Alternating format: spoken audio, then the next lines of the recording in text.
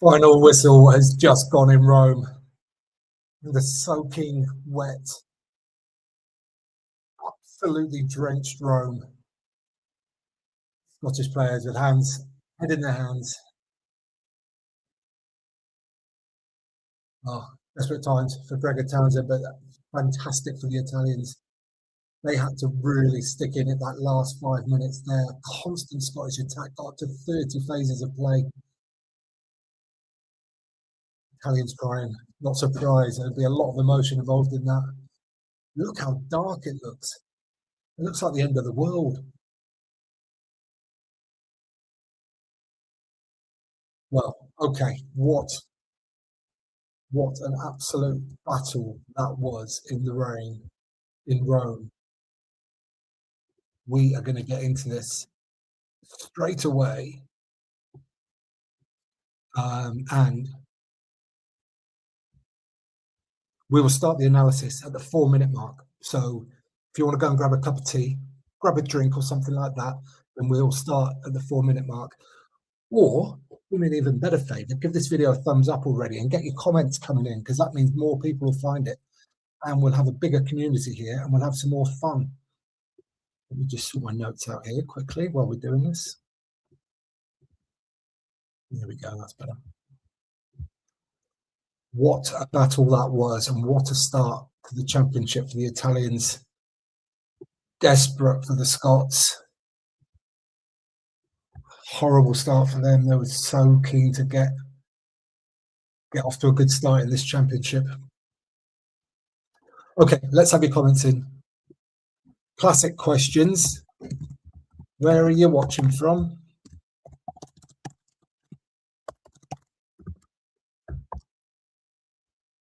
And what are you drinking?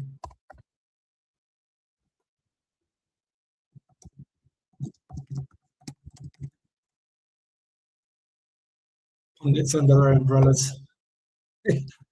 Yes, Ellie, what a game of water rugby indeed. Sergio Parise looks like he's lost his umbrella again. He found one at half time, but it's been taken off him again. Back cuddling with Martin Johnson again. Okay, here's what I'm drinking. This is my favourite lager here in Bulgaria. This is a Pirinsko, and it's named after the mountain range that you can see here on the can. And it's the first Bulgarian lager I ever drank, and it's still my favourite. Let me know what you're having.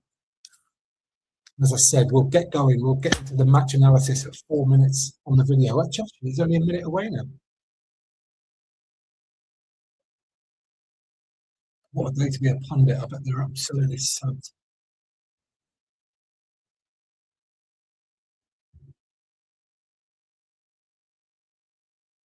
While we're waiting to get going, we did a quiz last night, Six Nations quiz, and it was loads of fun. Me and 3 former podcast guests. That's still there in the feed somewhere, so go and check that out if you want to. It's about an hour and 20 minutes. You can fast forward. There's a few slow bits in it, which you can fast forward through, but there's a lot of good fun in there, a lot of good quizzing, all about the Six Nations, although it did meander a little bit off into slightly other subjects as well. But it was good fun, so go and check that one out if you've got a spare. Just watch it for 20 minutes if you want, or whatever. But give that a thumbs up as well if you don't mind, because that was good fun to do. Would love to do another one of that if it gets enough views. Yeah, pundits looking absolutely soaked. End of days in Rome. It's so wet.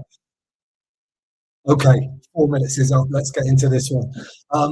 Right. Well, first off, pre-game, rain, absolute rain. It's just, I mean, I talked in the pre-game. I talked in some of the other things this week about this game, and I was expecting it, hoping it to be my favourite game of the weekend. And then I saw the weather. Excuse me, and it was never going to be that way, unfortunately. But Gonzalo Quesada had a little bit of a moan about the fact they haven't got their own training facility and therefore had to train in the mud all this last week. But as it turns out, that would have been perfect preparation for today's game, because that was one of the wettest games of rugby, international rugby, I have ever seen. Top 3, certainly. They were talking in comms about a World Cup game back in '95, I think it was. Which was just standing water everywhere, and that was very similar today. Other things pre-game, the Scottish pit, What are we thinking about that? Let me have that in the comments straight away. What are you thinking about that? Is it pink? Is it lilac? No, I'm not sure what to make of it myself. And Christopher Moore on the Long podcast recently, and he was talking about the old Stade Francais kit and with the flowers on, and got to get in a certain sort of mindset to play a physical game like rugby, and wearing pink or lilac. Does that really stick with the right frame of mind? I don't know. I'm not sure, but um, yeah, Scotland have had some absolute horror shows with their away kits over the years. Yeah, and I'm not sure about this one. What are we saying? Heather lavender, very Scottish. Okay, colour of the sort of flower, heather lavender, very Scottish. Yeah, okay, that does make sense. Good to know there's a reason behind it. Anyway, um, however, I still stand by what I said about the colour. What else happened? And then quite a rare occurrence, I think. 3 players, all on the Italian team, celebrating their 50th cap today. Michele Lamaro, Paolo Gallabisi, and Nacho Brex, all taking the field before the rest to recognise that. Well done to all 3 of them. Absolute heroes for their country. And this game's got off to a pretty uneventful start, shall we say. It was all about territory. Neither team was really, really going for it. They were just all. It was all about kicking battle, all about trying to play in the right areas. And to be honest, not a lot happened. There was a Brex, although Menoncello had a really good carry. The first bit of rugby that was really played, they put Menoncello back on a switch back through the middle, and he's just so dangerous. He always seems to find a weak shoulder. Like I never seem to see him get hit hard in a tackle. He's got feet, he's got power, he's got speed. And it was his carry that created a nice little situation. Italians went back right when it looked like they were going to go left. Rex read the situation perfectly. Nobody in the backfield, grab a kick, liner, caught, slid, try. And it all looked so easy. And it was so easy because Tom Jordan, the Scottish fullback, was up in the line. He said to Stain to go far side, like I've got this side. And then he came up to the line and left the backfield open. That's a really bad error in terms of back 3 play. 5-0 to Italy, conversion missed. And Scotland at this point was struggling. They had no platform. They'd lost their 2 lineouts that they had that were in decent position. And actually, the lineouts had gone to be an absolute lottery in the entire game. Although there's a nice moment in the second half, which I'll talk about when we get there, which showed you don't always need the experts to get it right, shall we say. 14 minutes, and it looked like Italy were going to be taking this game away from Scotland completely because Michele Lamaro threw a pass that I didn't even think he was even close to being capable of throwing. I've never seen him do anything like that. I just see him as a workhorse dog at the breakdown tackler. And he threw a beautiful bridge pass over the top to Menoncello, for a try in 12-0. It came from one of the key battlegrounds in rugby at the moment, which is high kick, get up, win the aerial battle, and then get on the scraps. It was Lino who got up in the air and did a lot of good work in the air today. He won that ball, which led to Lamaro passing for Menoncello try. I've just put Nicotera tackle at 19 minutes. He is one of the best tacklers in world rugby. He chops people sort of knee height, and it's so effective. When you're tackling that low and that aggressively, it's very difficult to get your arms up and wrap, but he does just about make them legal. The majority of the time, I'll say. Just about anyway. There was a penalty for offside, and Scotland kicked to the corner. That was their second kickable penalty that they declined taking points for. And they got a line out, drove, got another penalty. This one right into the sticks. Drove that one as well and got a 4th penalty. So that's 4 now declined kick at goals. Now they wouldn't have all counted, right? Because they're sequential. So it wouldn't have been like they turned down 12 points there really. But it was clear Scotland wanted to score tries, and they did get it with Dempsey. It was fantastic football. It was actually outnumbered the side of the ruck he went to. I think it was Fischetti. He's got stuck on whoever picked the ball up. And then Nicotera tried to do one of his drop tackles, lost his feet too early. Dempsey realised I'm pretty sure he might have realised who he was up against and recognised that a step back inside would get him past him. It looked quite easy for Dempsey, but it was fantastic football in 12-7. And it felt like 12-7 was a good score for Scotland at that point because they hadn't really got a foothold in the game too much. There was a full moon at 27 minutes with Grant Gilchrist losing his shorts. Some wonderful commentary from Andrew Cotter when he said it was both waxing and waning, which is a lovely moment. Galbisi missed a drop goal from straight in front, but it was on penalty advantage, so he kicked the penalty afterwards as well. 15-7, out to more than a score in front, and with those conditions, that is so key. The amount of pressure you have on the scoreboard in those conditions is multiplied. It's almost like the lead is doubled when the conditions are like that. So getting one score away is a big lead when the conditions are like that. Straight from the kickoff, Ibi Ioane got away down the left-hand side. It looked like there was a really good opportunity. He tried to kick over, but Stain made it all the way back to tackle him as he tried to kick. And he just got there in time. And that's rightfully adjudged the knock-on. Then, a real key battleground in this game, as it is in every game, but it had been really balanced and really even up until that point.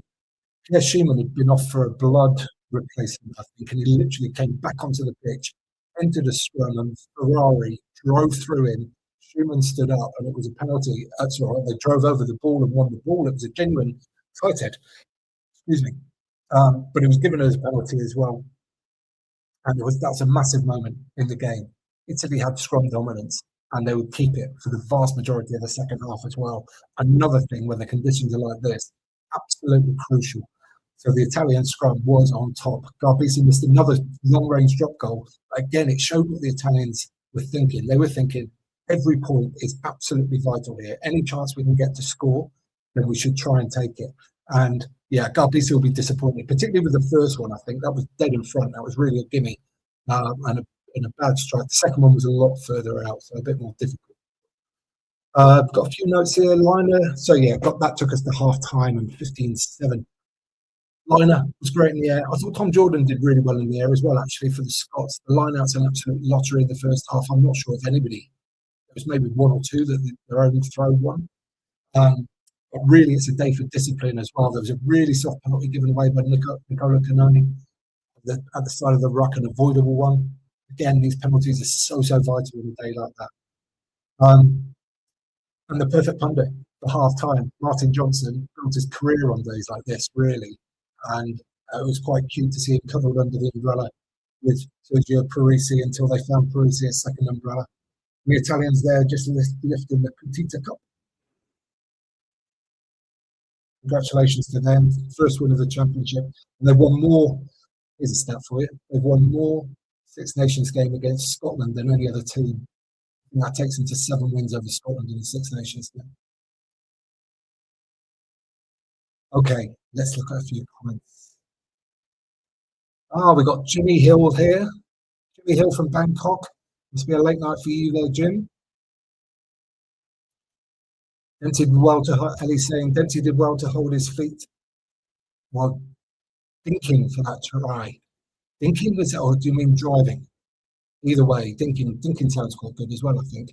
He did, yes, really well, because he was a big step inside and then had to keep driving to get over.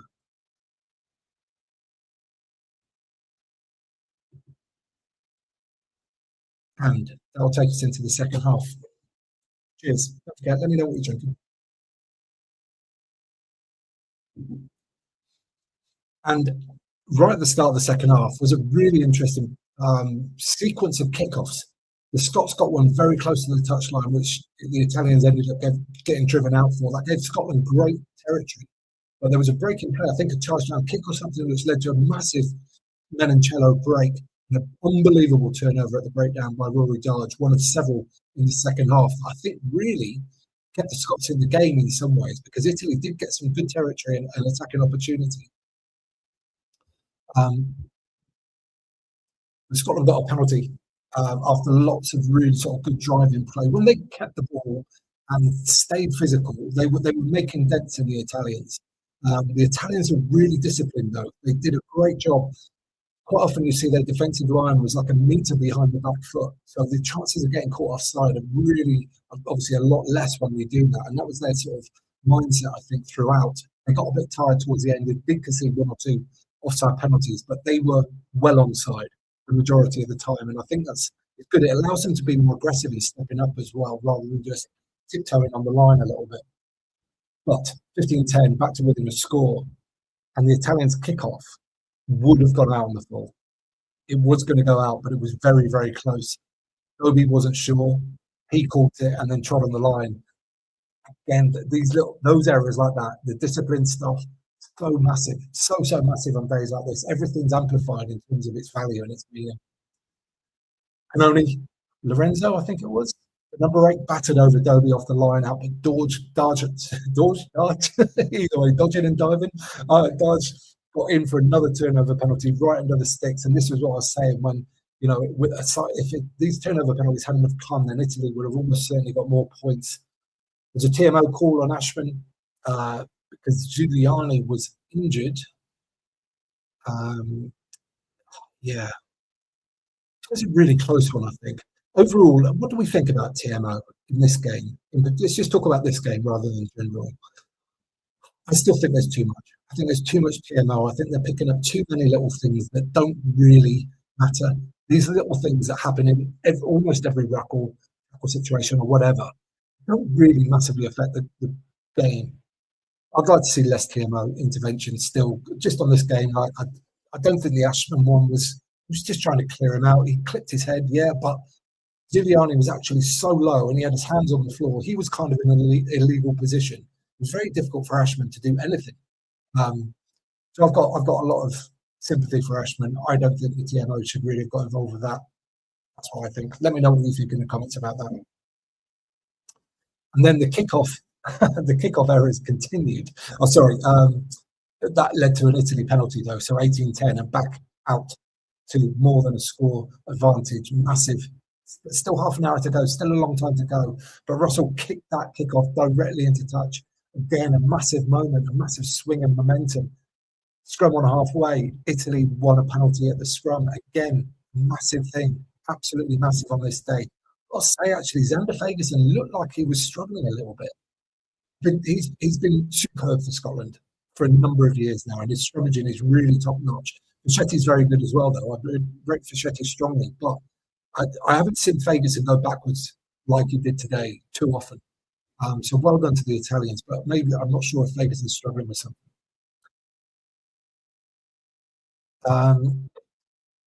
Yeah, standing water everywhere. Sorry, the TMO that I was talking about earlier was actually, excuse me, there was a couple, wasn't there? The one earlier was actually Ashman on Giuliani, which was the high tackle. And again, this one, like you can see it in real time. Yeah, it was high-ish, but it looked like it was chest to chest. Maybe there was it rode up a little bit. They've gone with just penalty, which I think is probably the right call. But again, for me, just play on, keep the game going. The next one was when Giuliani actually got properly injured when Turner came in at the ruck. And I'm not sure Turner could have gone. This is the one where there was no window to hit anything else, really. So, yeah, I don't know. I'm glad it was only a yellow card and didn't get upgraded to a red in any case.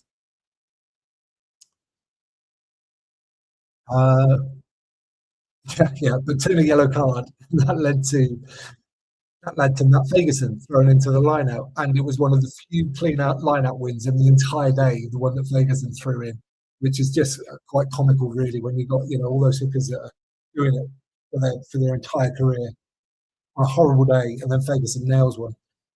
Fusco, the Italian scrum half, picked up a fantastic box kick shortly afterwards, which landed like 2 meters from the touchline. He actually kicked really well all day. He's got good hang time with his kicks. I'm not sure if I've seen him play before. I think he's at least third choice for the Italians. So I thought he had a really good game. That won the Italians some territory because I think it was a knock on from that kick. And another massive scrum for the Italians. Fagerson standing up in this one. But Scotland won the turnover shortly afterwards. And it wasn't really an attacking opportunity as such, but it had so little in the second half that when Hugh Jones just passed it into touch, and quite remarkable coincidence there. Hugh Jones has just come into my comments feed. Hello, Hugh. How are you doing? But it was the Scottish Hugh Jones who threw this one into touch, not the Welsh Hugh Jones who sometimes comes on my podcast. Yeah, and it was just a moment where they had a turnover ball. It wasn't going to lead to a try directly or anything like that, but you deflate your own team when you throw a pass into touch like that. Scotland then got a very kickable penalty, for offside, and they went to the corner. This was debated in commentary, and it's very interesting, like the psychology around this, because as Bruno Nagara said, you have to score twice, and his approach would have been kick the penalty and then go back and score the try. In some ways, scoring a try is kind of the harder bit. So is it not better if you've got a really good opportunity to score the try to do that first? It's a difficult one, and I think I don't think there's a right answer. I think it depends on your team and how you're feeling in that moment as much as anything. They thought they were in a good spot to go and try and get that try, and they did. They got the line out, 14-man more, which sort of collapsed to the ground. Horn just fizzed off the side of it, darted into the corner. George Horn at scrum half, by the way, very recently, was made at 18-15, a tough touchline conversion, which got nowhere near actually from Finn Russell. And we're back to a 3-point game and a possible draw if the Italians lose a penalty. They got good territory though, down in the Scotland half, and put real pressure on at the line-out. Rutzer getting up with his right hand, and it looked like he forced a knock-on from the Scots. And this was such a close call. Such a close call, but I would say the officials got it dead right, because he just played the arm, and JP Doyle, who was doing the ref commentary thing, said, but you can't, if you're jumping like that, you can't put your arm in between. You need to be getting the ball first, otherwise you're playing the arm before the ball. So it was a penalty, but such a close call. And there was another close call from the ensuing line-out when they threw to the front and Gregor Bound gave it back to George Turner, who was away at the touchline. But again, forward pass, and it, marginal, but correct. Tiny little margins at the end of the game there make a massive difference. Bellator scrum, another scrum penalty for the Italians. Absolutely dominant at this point. They kicked to the corner, went for a line-out drive, and it looked like it was going to be game over. But they dropped the ball in the maul. It just popped out the other side. Dempsey haired away up the right-hand side. And I think his choice to kick was the correct one. I think the backfield must have been empty. He had George Horn just on his right-hand side. There was no space. Horn would have got shepherded into touch if he passed it. I think if he got that long and deep, I think it was the right choice and would have given Scotland the best opportunity. However, he sliced it into touch. But it did mean that Scotland got the scrum for the knock-on in any case. So it wasn't a complete disaster. But the Scottish scrum had been under pressure, right? So it might have been a struggle. But they pulled one out. They found one out of nowhere and won a penalty. Picked up the pitch, line out, catch and drive, won another penalty, and then, for, I don't know, 3-4 minutes, upwards of 30 phases, drove at the Italians short and wide, got out to Tuapoloto every now and again. The Italians with incredible discipline to stay onside, to not give away any penalties, to just keep their discipline. And eventually, one of the Scots got in there, drove in too high, got held up, game over. Italy win 18-15 and get their championship off to the most brilliant start for them in that absolute deluge in Rome. It's been a long time since I've seen a game played in that much rain. When you can see it that clearly, when they do the close-up shots on the TV, and it blurs the vision. It's struggle to see through it. You know that it's absolutely soaking there. Let's have your thoughts, folks. What do you think in the comments down below? That's right. Durban, South Africa was that World Cup game back in '95, wasn't it? Was it France? Was it semi-final or third place playoff? It was a semi-final, wasn't it? France, maybe. Just some comments on the commentary. What do you think about the commentary team that they had there? I'm a big fan of Andrew Cotter. I think it was Andrew Cotter, wasn't it? Please correct me if I'm wrong. The lovely Scottish voice, very funny with it as well. I thought JP Doyle was excellent. In that role, I think you don't want to talk too much. I think you want to be clear and concise and just come in and go, this is what actually happens. This is the law, if you get asked. And I thought he was excellent. A really good bloke, JP Doyle, and he was an excellent referee. I'm sure if you saw referees, he was one of the guys that unfortunately sort of got jettisoned a little bit when some of the changes happened, but an excellent referee. Ronan Nagara, I would love to watch a game with in the pub.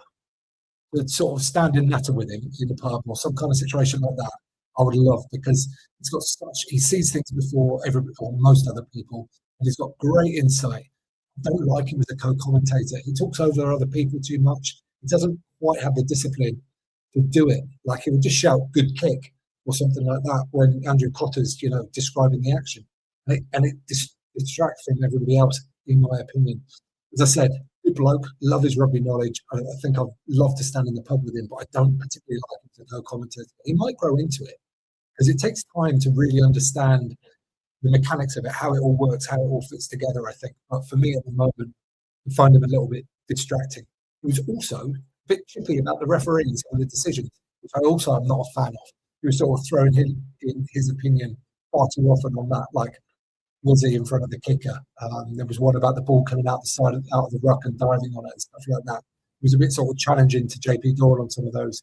And again, I think we should be supporting the referees, and I think JP Doyle did a great job of explaining those law points in really succinct, nice bits. Right, there we go. That's it, folks. What do you think? As I said, let me know in the comments down below. And down there in the description is a lovely link to the Six Nations store. And you know what? Right now and for the next week, there is a discount if you use code MAUL20 to get yourself 20% off. So go and get yourself some lovely Six Nations kit. For me, if I'd be picking the kit from today, I wouldn't be picking the Scottish one. It's not for me. The Italian kit looks amazing. So go and get yourself some of that. I'm assuming everybody's going to be watching England versus Wales coming up very soon. What are we, 10 minutes away from kickoff? Yeah, that feels about right. Seems like a good time to end this one. Thank you so much for watching. I am going to be having, who have I got to talk about this? Johnny Potts, who did the preview with me and was really bullish about Scotland's chances in this game. And rightly so. You've got to be confident in your own team. I've got no problem with that whatsoever. He was at the game. He was getting absolutely soaked. I'm going to be talking to him tomorrow evening after he's got back to the UK and hopefully dried out a little bit and just see what it was like to be there and what his opinion was from, obviously watching it in the stands. It's a whole different, it's very different to watching it on the TV, obviously. So I'm looking forward to hearing what he did, how his weekend was, how much fun he had. I'm sure it was a lot of fun, even though Scotland sadly lost. So yeah, that'll be coming later in the week, maybe Sunday night, maybe Monday morning, we'll see. We're also going to be doing some other videos as well. We're going to be doing the ref review every week. And again, this is all a very positive thing where we're looking at refereeing decisions and trying to understand what the referee was doing and why, and explain certain things that might be misunderstood, all of that kind of stuff. It's not an excuse to bag referees. That is absolutely not what we're doing. We're supporting and trying to grow the knowledge of the laws to everybody. Talking of which, I've been doing a rugby law board series on all the social media. I hope you've been watching those and getting involved. Your opinions down. All opinions are valid, and we're hopefully with those, we're again spreading more law knowledge to help support the game. Okay, going to bring this to an end. I'm going to be back with you on the lives after England Wales, where I'm obviously hoping for a great England win. I hope it's a really good game first and foremost. Obviously, I want England to win it, but I hope it's not the same as it was in Cardiff last year when it was a bit of a blowout in the end. It got too far in terms of international rugby. I hope Wales come and put in a really strong performance, and England deservedly beat them. They have to work hard to beat them. That's what I'm hoping for, and I'll be here at the end of the game chatting all through whatever happens. So come back and join me for that one. As again, thanks for watching. If you can give this video a thumbs up before you go, it'll help other people find it when it's replayed later on. And that's it. Peace.